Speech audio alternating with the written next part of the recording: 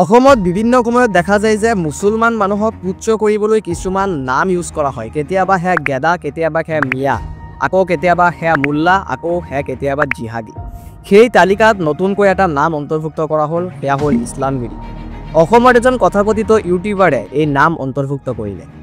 অৰ্থাৎ এজন ইউটিউবাৰে এটা ভিডিঅ'ৰ মাজেৰে প্ৰকাশ কৰিলে যে ইছলামগিৰি, কিন্তু হয়তো তেখেতে নাজানে যে ইছলাম কোনো জাতি নহয়। কেতিয়াবা আপুনি শুনিছেনে হিন্দুগিৰি, কেতিয়াবা আপুনি শুনিছেনে খ্ৰীষ্টিয়ানীগিৰি, কেতিয়াবা আপুনি শুনিছে নেকি ধৰ্মগিৰি? হয়তো কেতিয়াও শুনা নাই।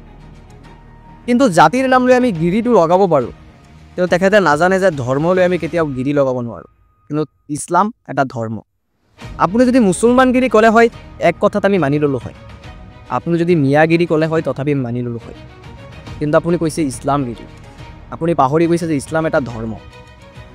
আচলতে কাহিনী হ'ল তিনিচুকীয়াৰ এটা মোবাইল দোকানীয়ে কিবা এটা কাৰণত এটা অসমীয়া ল'ৰাৰ লগত গাড়ী পাৰ্কিং লৈ এটা কাজিয়া হৈছিল, এটা সংঘাত হৈছিল। আৰু সেই কাজিয়াটো ইমান ডাঙৰলৈকে গুচি গৈছে যে আজি একাংশই সেই কাজিয়াটো গ্ৰাউণ্ড বনাই ধৰ্মলৈ খেলি আছে। ধৰ্মক টাৰ্গেট কৰা হৈছে। হ'ব পাৰে এয়া পলিটিকেল নেৰেশ্যন, হ'ব পাৰে এয়া পলিটিকেল ইছ্যু, কাৰণ ইলেকশ্যন আহি আছে। বাট আপুনি এই ইউটিউবাৰজনক আপোনাক কৈছোঁ, আপুনি যেনেকৈ ইছলামগিৰি নামটো ইউজ কৰিছে আৰু যিটো পৰিপ্ৰেক্ষিতত কৰিছে সেইটো একেবাৰে ভুল আছিলে। কাৰণ ইছলামগিৰি যদি সঁচাকৈ ইছলামগিৰি আছে, তেনেহ'লে সেই ইছলামগিৰিয়ে কেতিয়াও এনেকুৱা ধৰণৰ ভায়োলেঞ্চ কেতিয়াও ছাপৰ্ট নকৰে। মই আপোনাক এটাৰ পিছত একো ৰেফাৰেঞ্চ দিব পাৰি পবিত্ৰ কোৰাণৰ পৰা, য'ত হিংসা আৰু মাৰপিট এনেকুৱা ধৰণৰ কামবোৰ নিষিদ্ধ কৰা হৈছে, টোটেলি নিষিদ্ধ কৰা হৈছে পবিত্ৰ কোৰাণৰ পৰা। মই আপোনাক ৰেফাৰেঞ্চ দিব পাৰিম।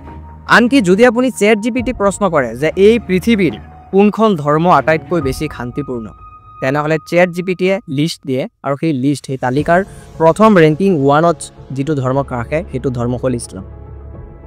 আৰু সেই ইছলামগিৰি যদি অসমত হয়, তেনেহ'লে এনেকৈ নহয়, এই সংঘাত, মাৰপিট, কাজিয়া এনেকৈ নহয়, এটা ভাল দৃষ্টিত হ'ব। সেই ভাৰত স্বাধীনৰ সময়ত যিমান মুছলমান মানুহে শ্বহীদ হৈছিলে, সেইসকলকে আমি ইছলামগিৰি বুলি ক'ব লাগিব। সেইসকলক প্ৰকৃততে আমি ইছলামগিৰি বুলি ক'ব লাগিব, আৰু সেয়াই প্ৰকৃততে ইছলামগিৰি। আৰু এই ইউটিউবাৰজনৰ যেতিয়া মই টাইটেলখন চাইছিলোঁ, তেতিয়াই বুজি গৈছিলোঁ যে ভিডিঅ'ৰ ভিতৰত কি আছে। আৰু সঁচাকৈয়ে ভিডিঅ'ৰ ভিতৰত সেয়াই আছিলে, সম্পূৰ্ণ ভায়োলেঞ্চ, হেট ভৰপূৰ। সাম্প্ৰদায়িক বনাবলৈ চেষ্টা কৰা হৈছিলে, ব্ৰেইন ৱাছ কৰিবলৈ ট্ৰাই কৰিছিলে সেই ইউটিউবাৰজনে সেই ভিডিঅ'টো নাজানে। অসমীয়াগিৰি চলা বাদ দিয়ক, অসমত অসমীয়াগিৰি, অসমত ইছলামীগিৰি চলা আৰম্ভ হৈ গৈছে। আৰু ইয়াক লৈ আমি সকলো নিমাত। ইয়াক লৈ লোৱাৰ আছামত কোনো ধৰণৰ প্ৰতিবাদ হোৱা নাই। ইয়াক লৈ আপোনালোকে ভিডিঅ'টো আছে, গৈ চাব পাৰে এবাৰ।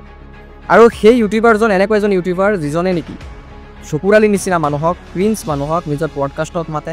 প্ৰথমতে তাত চকুৰ আলীক হিৰো বনাই দিয়ে। এইটো কাৰণে চকুৰআলী সাজু আছে। যদি এতিয়া কালি আপুনি সাংসদ হৈ গ'ল, পাৰ্লিয়ামেণ্ট যাব পাৰিলে, দিল্লী গুচি গ'ল, তাৰপিছত বোলে চকুৰআলীয়ে স্কুল খুলিলে, কলেজ খুলিলে, মেডিকেল খুলিলে, আপুনিও বোলে একে কাম কৰি দিলে। সেইখিনি নহয়, কাৰণ আৰু সেই চকুৰ আলীয়ে যেতিয়া অসমীয়া সংস্কৃতিৰ ওপৰত প্ৰশ্ন উঠায়, এই চকুৰ আলীকে তেখেতে ফটুৱা বুলি পুনৰ সংজ্ঞা দিয়ে।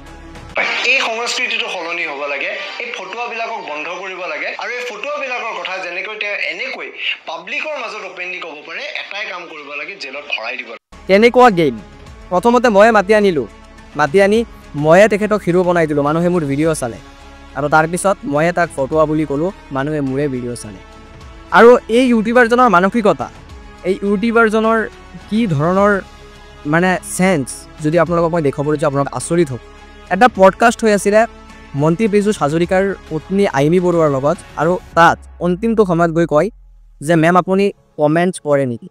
তেতিয়া আইমী বৰুৱাই বস্তুটো পজিটিভলি ল'লে আৰু ক'লে যে মই কমেণ্ট পঢ়োঁ, আৰু কোনোবাই যদি মোক বেয়া কমেণ্ট কৰে, মোক যদি ইনচাল্ট কৰে, তথাপি মই তেখেতসকলক বেয়া নাপাওঁ।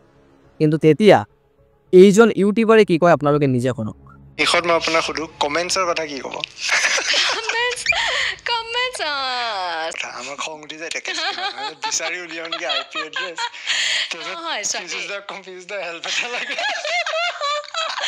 নাই মই আৰু সম্পূৰ্ণকৈ ব্ৰেইন ৱাছ কৰি দিব পাৰে। আপুনি যদি ভিডিঅ' চাব লগা আছে, তেনেহ'লে আপুনি এডভাইচাৰৰ ভিডিঅ' চাওক। কিবা এটা শিকিব পাৰিব, কিবা এটা জানিব পাৰিব, প্ৰকৃততে কিবা এটা বুজিব পাৰিব। ব্ৰেইন ৱাছ আপোনালোকে নহয় যদি এনেকুৱা মানুহৰ ভিডিঅ' আপোনালোকে চায়। এই ক্ৰিঞ্জ কণ্টেণ্ট আপোনালোকে চোৱাৰ পৰা বিৰত থাকক। ভিডিঅ'টো শেষলৈকে চোৱাৰ বাবে বহুত ধন্যবাদ।